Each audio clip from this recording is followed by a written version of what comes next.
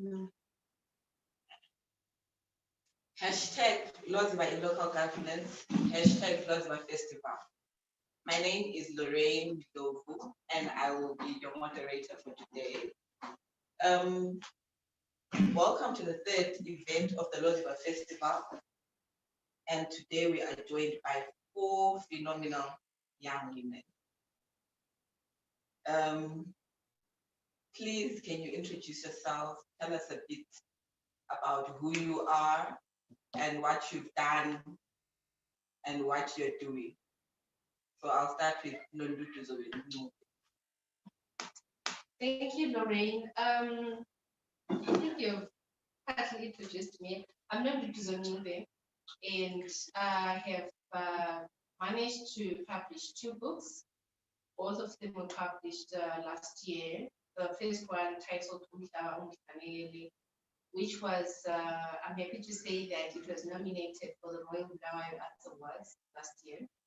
And also I published All the Flows, the live streamer, it's in English, also published last year. And I would actually say that I'm glad that I'm writing in Ndebele and English, because I'm finding different kinds of reactions towards both books. And then I'm also an entrepreneur. I'm a mother of 2 kids. And yeah, I come from Bulawayo. Thank you, Nondutuzo, for that. Nkosile Sisa, can you please tell us a bit about yourself? Hi, Nkosi. Hi, my name is Ngosi. I'm a screenwriter. I'm a content producer. I work in film a lot, but I am here as a first-time author of this baby here. It's called Drafts 100 Letters I'll Never Send. It's a collection of letters, like 100 letters, like I said, to different people and different entities, and that's who I'm here in the capacity of. Thank you. Okay, thank you, Nkosi. Amanda, hi, Amanda. Hi, how you doing? I'm all right. Please tell us a bit about yourself, apart from Amanda, the author. So I always say my most important title is feminist. I'm a feminist tech entrepreneur. I'm a TV producer and a blogger as well. And basically my 2 passions lie in media and tech, and using those mediums to be able to elevate women and women's voices. Wow. Thank you, Amanda. Hi, Dombi. Dombi Gamam. Hi. Hi. Please tell us about yourself. Okay. I'm Dombigama Moyo, and I'm a novelist and a screenwriter. I have 2 books to my name. The first one was co-written with my 3 university friends, and it was titled Another Wedding. And then the second one is my solo book. It's In 30 Days, the book that brought me here today. And I have 2 movies on Zambezi Magic. The NAMA nominated $400 and Gold Diggers, which premiered last year around this time. Okay. Thank you very much, ladies, for telling us a bit about yourselves. So now we are going to listen to the Loziba theme song titled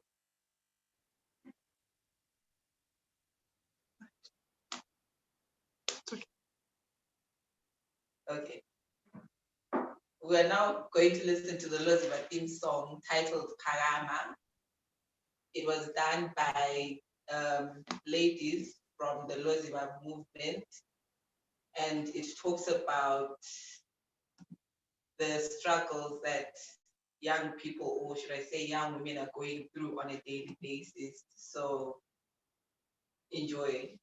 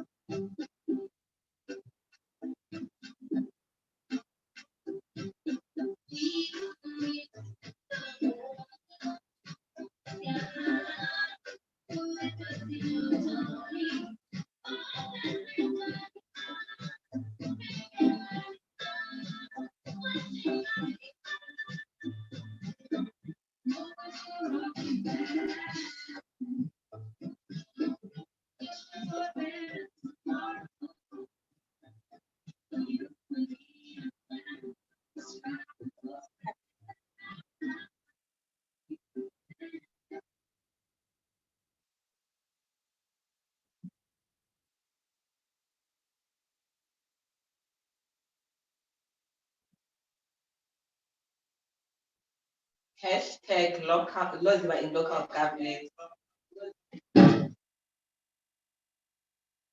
Hashtag Loziba in local governance. Hashtag Loziba festival. You enjoyed that song. I can see we're getting into a session why we are here. Readings from the four ladies. So we are going to start with Ndombiga Mama in 30 days.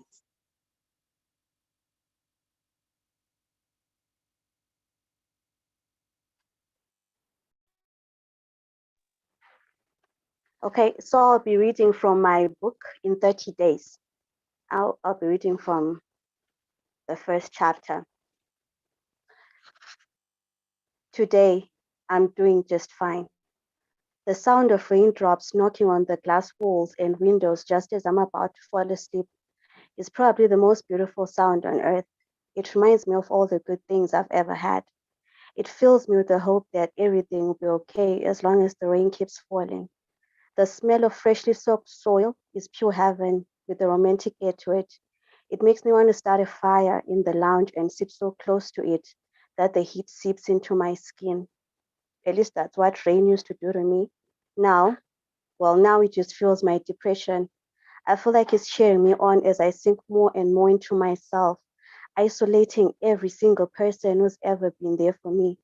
My phone rings. Can't people just leave me alone? One night, just one night to myself is all I'm asking for right now. But out of curiosity, I check the caller ID. It's my pastor's wife. I ignore it. Not today. Today is my day to be miserable. I've been reduced to a heartbroken woman in pajamas crying into soggy tissues. A heartbroken woman in pajamas, thick socks, with a glass of wine in her hand and a tear-stained face is probably the most dangerous woman in the world. In that moment and in that space, she is capable of anything: violence, murder, suicide, anything goes. But fortunately for women like me, the only way to cope with heartbreak is downing endless bottles of wine and listening to cheesy love songs that lie to us. It'll get better in time, getting along very well without you in my life, ain't no sunshine, please. Those songs are nothing but a shortcut to self destruction. Nevertheless, they're a coping mechanism. They're also a scapegoat. If I get too depressed, I'll just blame it on the songs. This woman in pajamas has been 30 for a while now. I like being the big 3-0. Apart from having the worst 30th birthday ever, I think I'm doing just fine. The depression comes and goes depending on the triggers. And the funny thing is, anything is a trigger these days.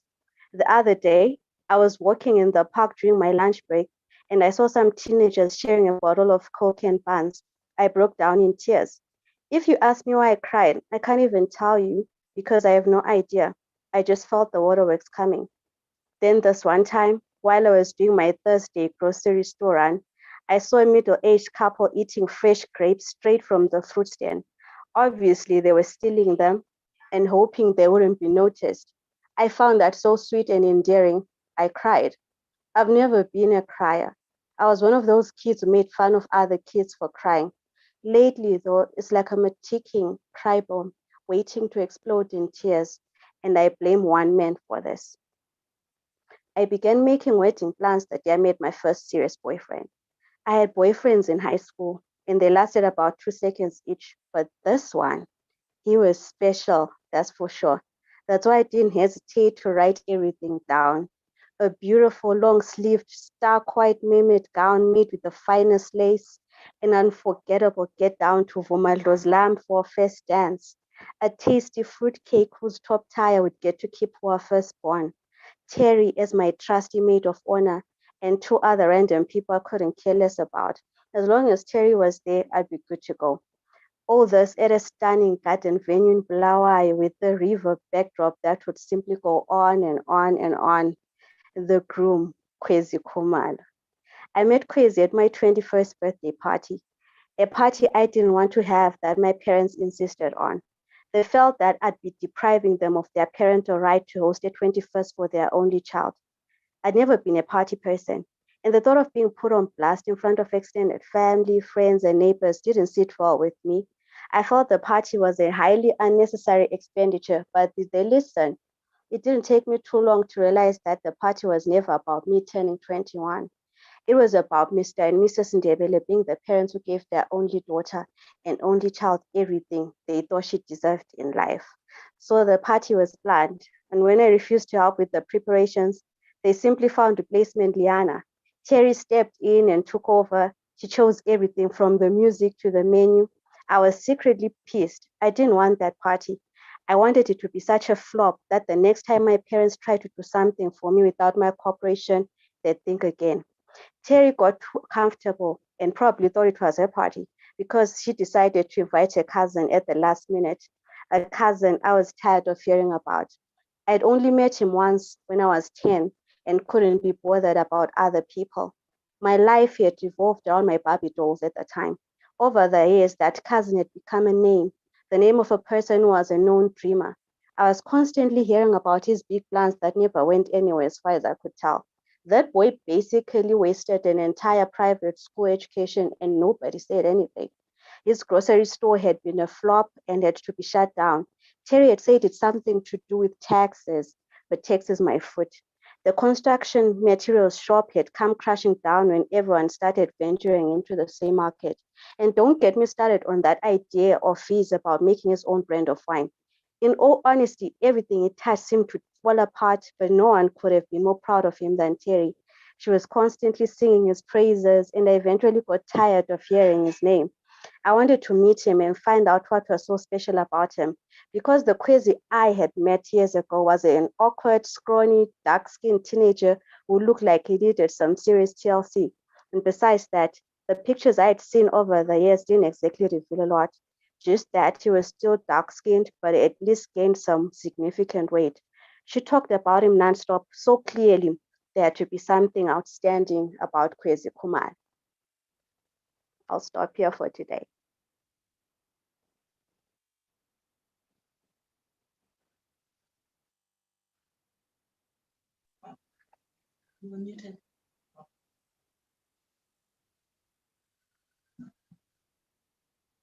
Thank you, Toby, for that bit. I really enjoyed it. So I'm going to ask you a couple of questions. Why the title in 30 days?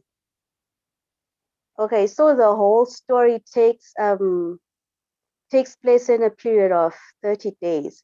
So I just wanted to sort of highlight time in this novel because everything is dependent on 30 days. So the title basically lets the reader know that in 30 days something big is going to go down. So you can't exactly stop on day 16. You have to go to the end to finish the 30 days to actually get into the story and find out what happened to this woman, Anna, in 30 days. Okay. So what does in 30 days represent and what inspired it? For me, it represents, I'd say that it actually highlights the importance of time frames in romantic relationships. I wanted to sort of emphasize the point that when in dealing with relationships, like it's not the same formula for everyone. Some people take longer to actually build something solid, while other people take short time. So for me, it was in actually saying that it doesn't necessarily have to take you 9 years or 2 years to realize that you actually belong with someone. That in 30 days it's also significant in that a lot can happen over 30 days. And for me, I wanted to highlight Anna,